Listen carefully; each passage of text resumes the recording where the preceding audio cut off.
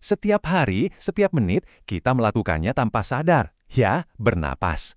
Tapi pernah nggak sih kita berhenti sejenak dan berpikir, apa ya yang sebenarnya terjadi setiap kali kita menarik napas? Yuk kita bedah barang keajaiban tak terlihat yang membuat kita terus hidup ini. Oke, coba deh sekarang. Tarik nafas yang dalam, tahan sebentar, lalu hembuskan. Kerasa kan? Nah, proses yang kelihatannya otomatis itu sebetulnya adalah sebuah keajaiban biologis yang luar biasa rumit. Sekarang, mari kita lihat apa aja yang barusan terjadi di dalam tubuh kita. Oke, pertama-tama kita akan ikuti perjalanan satu tarikan nafas. Kita bakal intip gimana mesin udara pribadi yang ada di dalam tubuh kita ini bekerja. Nah, ini dia nih petanya. Perjalanan udara itu dimulai dari hidung atau mulut, terus turun lewat trakea, lalu bercabang ke paru-paru. Dan lihat di bagian bawah itu, ada diafragma, otot utama yang jadi mesin penggerak semuanya. Yuk, kita telusuri alurnya satu persatu. Jadi, udara masuk lewat hidung, di mana udara itu dihangatkan dan disaring dulu. Terus, udara turun lewat trakea atau batang tenggorok. Dari situ, dia terbelah jadi dua cabang utama, namanya bronkus. Masing-masing bronkus ini masuk ke satu paru-paru, dan di dalam paru-paru, mereka terus bercabang jadi saluran-saluran yang makin kecil, persis kayak ranting pohon, dan di ujung ranting-ranting terkecil inilah tujuan utamanya. Dan sampailah kita di tujuan akhir, alveolus. Ini adalah jutaan gelembung udara super kecil di ujung ranting paru-paru tadi. Disinilah keajaiban pertukaran gas terjadi. Oksigen dari udara yang kita hirup menyeberang masuk ke aliran darah, sementara sampah karbon dioksida dari tubuh kita dilepaskan untuk kita hembuskan keluar. Keren ya? Terus, gimana caranya udara bisa masuk dan keluar? Ini semua berkat mekanika tubuh kita yang canggih. Bayangin aja rongga dada kita itu kayak pompa. Pas kita mau tarik nafas, diafragma, otot besar di bawah paru-paru itu, bakal turun dan jadi rata.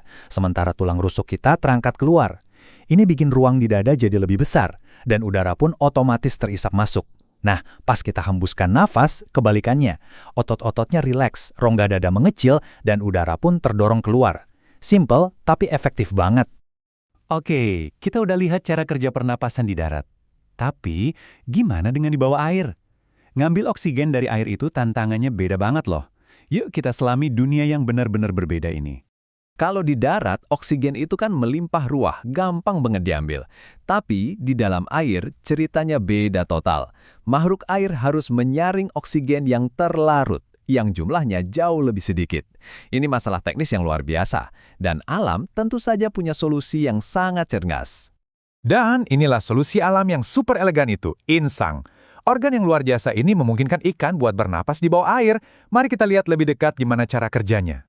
Prosesnya itu super efisien loh. Ikan membuka mulutnya untuk memasukkan air, lalu menutupnya, dan mendorong air itu melewati lembaran-lembaran insang yang tipis. Lembaran insang ini penuh dengan pembuluh darah, makanya warnanya merah. Saat air mengalir, oksigen langsung diserap ke darah, dan karbon dioksida dilepaskan ke air, yang kemudian keluar lewat celah insang. Sebuah sistem aliran satu arah yang jenius banget. Manusia punya paru-paru, ikan punya insang. Tapi, apa cuma itu aja? Tentu enggak. Alam itu kreatif banget. Sekarang kita lihat beberapa solusi pernapasan paling unik lainnya di dunia hewan. Sistem pernapasan burung itu, wah, ini levelnya udah masterpiece efisiensi. Selain paru-paru, mereka punya kantung-kantung udara. Ini bukan cuma buat nyimpen udara, tapi juga menciptakan aliran udara searah yang konstan. Artinya apa? Mereka bisa dapat oksigen segar baik saat menarik maupun menghembuskan napas. Ini keuntungan besar yang mereka butuhkan untuk menghasilkan energi luar biasa buat terbang. Serangga, nah ini desainnya beda total.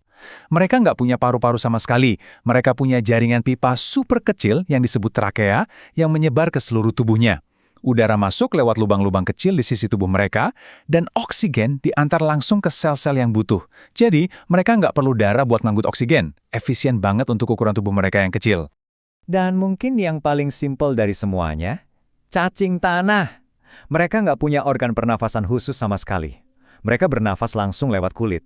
Nah, inilah alasannya kenapa kulit mereka harus selalu lembab. Tujuannya supaya oksigen bisa larut di permukaan kulitnya dan diserap masuk, sementara karbon dioksida bisa keluar. Oke, dari paru-paru kita yang canggih sampai kulit cacing tanah yang sederhana, kita udah lihat berbagai cara makhluk hidup bernapas. Jadi, apa sih benang merah dari semua ini? Mari kita tarik kesimpulannya. Mau lewat paru-paru, insang atau kulit, metodenya boleh beda-beda, tapi tujuannya selalu sama, mendapatkan oksigen yang sangat penting bagi kehidupan. Ini adalah kebutuhan dasar yang menyatukan hampir semua makhluk hidup, sebuah tantangan universal yang dijawab alam dengan kreativitas yang gak ada habisnya. Pada akhirnya, semuanya kembali ke definisi dasar ini. Gak peduli seberapa rumit atau seberapa sederhana sistemnya, inilah inti dari apa artinya bernapas. Sebuah proses pertukaran yang terjadi terus-menerus dengan dunia di sekitar kita. Dan ini membawa kita pada satu pemikiran terakhir. Udara yang sama yang kita hirup setiap detiknya juga dihirup oleh burung, serangga, dan semua makhluk lain di planet ini. Udara adalah sumber daya bersama yang menghubungkan kita semua. Jadi, pertanyaannya bergeser. Bukan lagi cuma gimana kita bernapas, tapi gimana kita bareng-bareng menjaga udara yang kita hirup ini. Ini bukan lagi cuma soal biologi, tapi juga soal tanggung jawab kita bersama.